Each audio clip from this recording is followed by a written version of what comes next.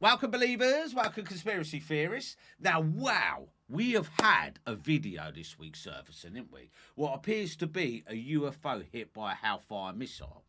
And this is a bona fide video. A leaked video of US Hellfire Missile bouncing off what it looks like it's bouncing off a UFO. Now, this was shown to Congress, and I'll play it in the background. Now, as you can see, well, I haven't got a background, I'll stick it there. As you can see, the missile bounces off the UFO in the picture. All right, well, what's amazing? But as I always say, right, this is not a new subject. UFOs and dogfights with military planes isn't anything new. What is new is the fact that the footage was leaked.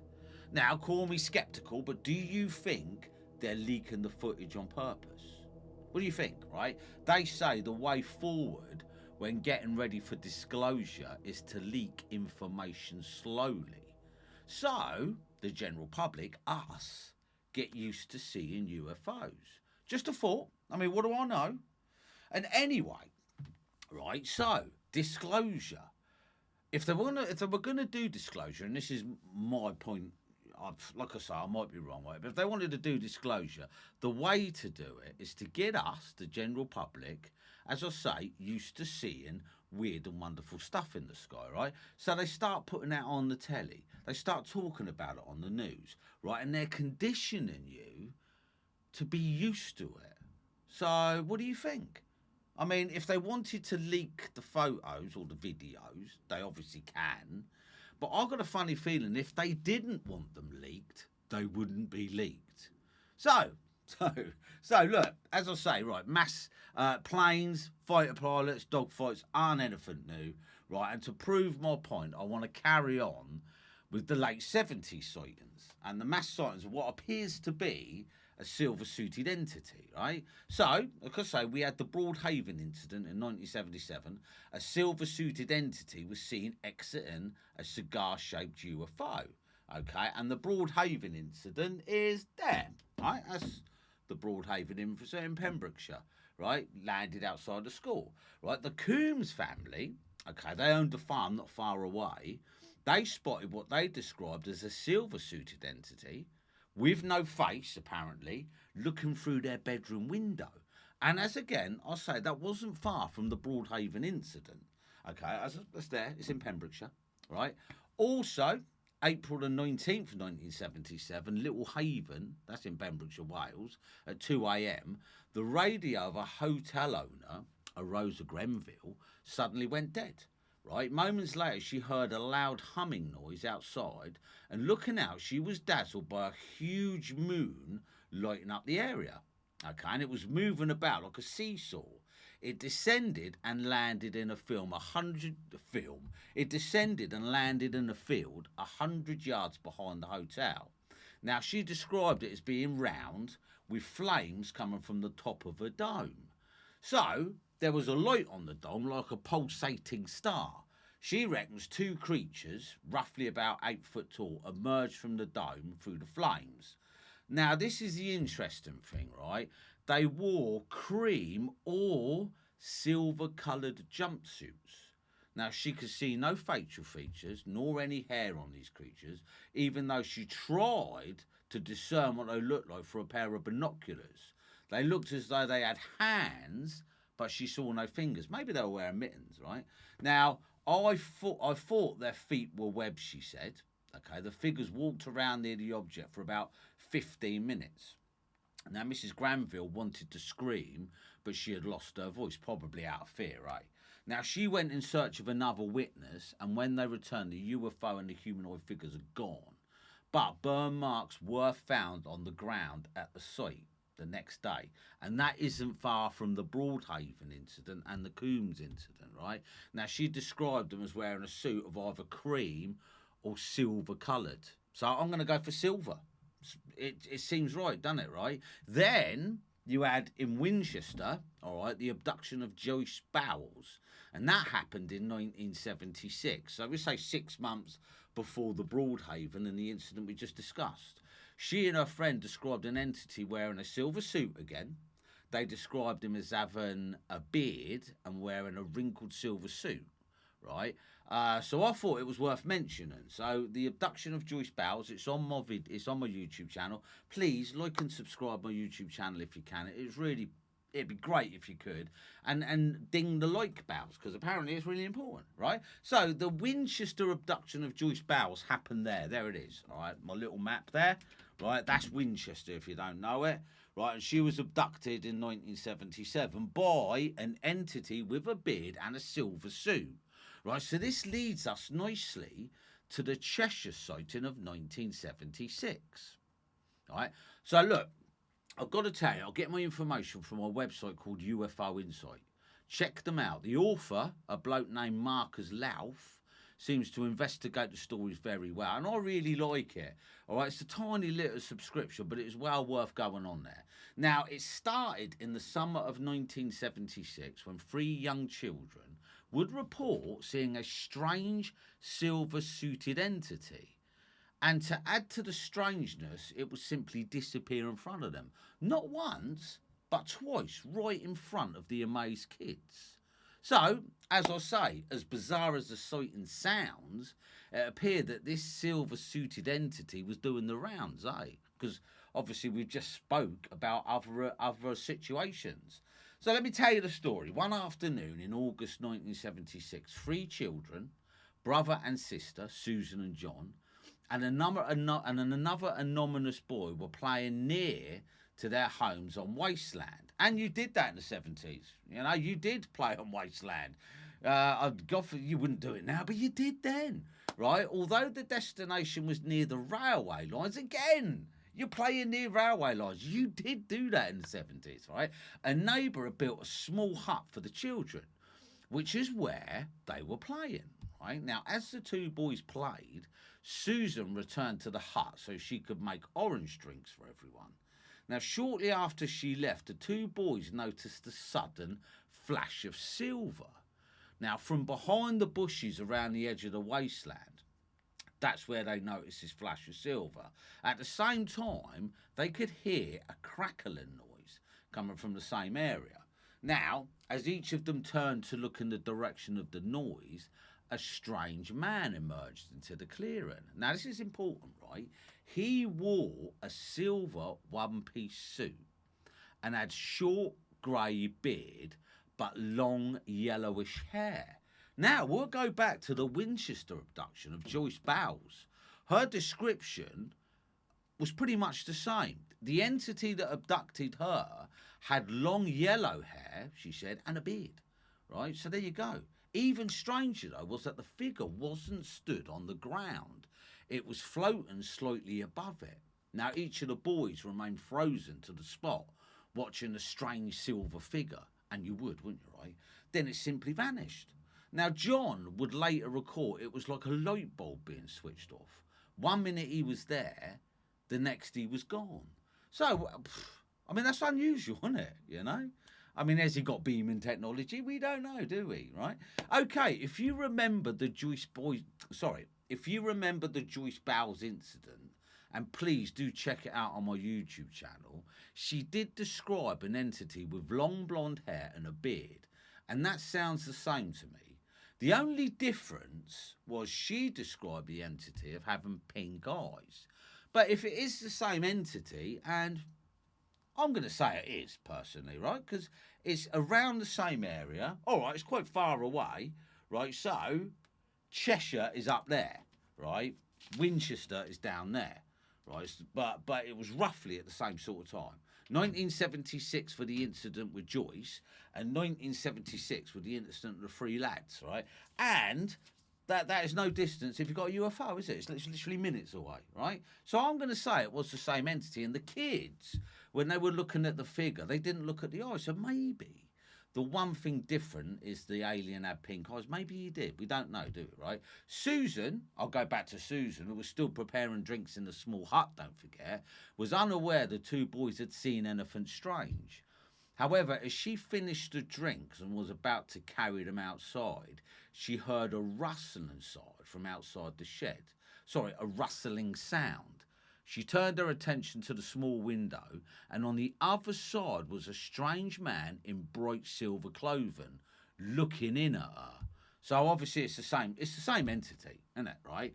There was only a matter of several feet between herself and this mysterious person. Susan could see the boys behind him, but they were looking towards one of the bushes because, of course, the entity, the man, the E.T., had vanished. So they were still looking at the bushes. Now, after several moments of staring at her, the man suddenly took a small hand shovel from his belt and dropped to the ground. Okay, he began to scoop up soil, placing these samples into different clear bags. Now, although he seemed no longer interested in the girl at all, a sudden wave of fear swept over her, and instinctively she called out to her brothers. As soon as she did so, the man vanished, just like he had done in front of the boys moments earlier. So he just popped and off he went. He just vanished. Now, after composing themselves and now feeling a sense of safety in numbers, the three children would venture outside once more to look for this mysterious stranger. Now, a school stood nearby. As the children approached the high fence that ran around the perimeter of the land, they could clearly see the strange figure once again. Like before, he was collecting samples of soil from the ground. And although the children continued to quietly approach him, the silver-suited man was apparently unaware of them. Or he didn't care, right? When they were only several yards away, though, he would go down into the ground and then vanished again. Right, the trio would stop momentarily before continuing on in an effort to reach the location where the man had vanished for a third time. Now, before they could reach their destination, however, they noticed a strange object rising out on the ground, and that's his UFO, in the same spot where the mysterious man had only moments before been, right? The top of the craft was a disc shape with a distinct curve to it. The bottom, on the other hand, was almost perfectly flat. The craft was a dark silver colour, apparently metallic. Now, there were, though, 4 dark holes in the row on the upper section. They were most likely windows or portholes, the kids said. Now, the children watched the strange craft rise into the air before disappearing out of sight. So both John and Susan would estimate the man to be of normal height. They would say the same height as their dad, 5'9". They would describe the silver clothing as like a tracksuit with several buttons down the front of the top. Now, on his hands were silver gloves and on his feet were boots with flick black soles. Aside from the bright attire, they will recall his skin was very pale. Furthermore, his eyes were a shape that was like a cat's. Now, that's an interesting one, wasn't it? So, his eyes were like cats. Now, the other woman, Joyce Bowles, described them as pink. Well, it don't seem like they could be the same, but you don't know, do you? You know, one's description is another. I mean, did the 3 children witness a strange humanoid entity from another world? One who, judging from his actions, was a non-aggressive fact-finding person. He was on a mission, wasn't he? As bizarre as it perhaps sounds, because we've covered it, and entities with a silver spacesuits are remarkably persistent, even across the decades. Even apparent trivial details such as the shape of the eyes, pale skin, and particular long yellowish hair all surface regularly in similar contact encounters. So, I mean, in the 70s, you don't hear of silver-suited people anymore, do you? Eh? They're normally greys. So, I'm going to finish with some sightings reported. They're short and sweet, but they still are important, okay? So these have been sightings that have been fed through to either MUFON, you know, or local police stations. So they don't go into great detail because no one's been interviewed, but they are important, right? So, now, April the 12th, 1977 in Dyford, right? Now, on this night, there was a red glow in the sky where an 11-year-old boy reported seeing a figure 50 metres away, dressed in a silver diver's suit, he described it as. He said he was wearing a large helmet with a square. His featureless face as well, he couldn't see his face. The being drifted through a closed gate on a country lane. So, April the 12th, 1977, 11-year-old boy saw a silver-suited entity. Now, if it is human, why is he wearing a diving suit? You know, and how's he drifting through the gate? Right. So another one, April the 29th, 1977, in Oxford, a car being driven by a 47-year-old woman and accompanied by another female passenger were paced by white glowing objects for 3 minutes. The description of the shape differed, right, but one of the women described it as disc-shaped object. Okay, what do you think? What do you think? Now, I've got a funny feeling, though, that I've added this story, but I've got a funny feeling that's not American. That's American. That's not British. Because this said Oxford, OH, Ohio, maybe. And the incident happened near a Nike missile base. So, sadly, I am going to say that is American. All right. But this one is British, right? May the 3rd, 1977, and it involves a policeman. And I will say police are great witnesses, right? And this happened in Essex in the UK, right? As I say, May the 3rd, 1977. Police took an emergency telephone call. The caller said that some strange object was over the forest near the small lake. 2 policemen were directed to the scene, and arriving, they proceeded along the lake road and noticed a large, bright red light across on the eastern shore. They stopped, exited their vehicle, and observed what they described as a bow tent-shaped thing. About 300 yards distant, the object continuously pulsated from dull to a very bright red for the nearly 2 to 3 minutes. Now, they said the UFO seemed to be hovering silently. Then, as they watched apprehensively, the object appeared to dissolve on the spot as the thing was like no longer visible. It was then that the officers decided somewhat reluctantly to go across the lake and investigate the spot. As they were doing this, one of them looked out and briefly saw a shape, right?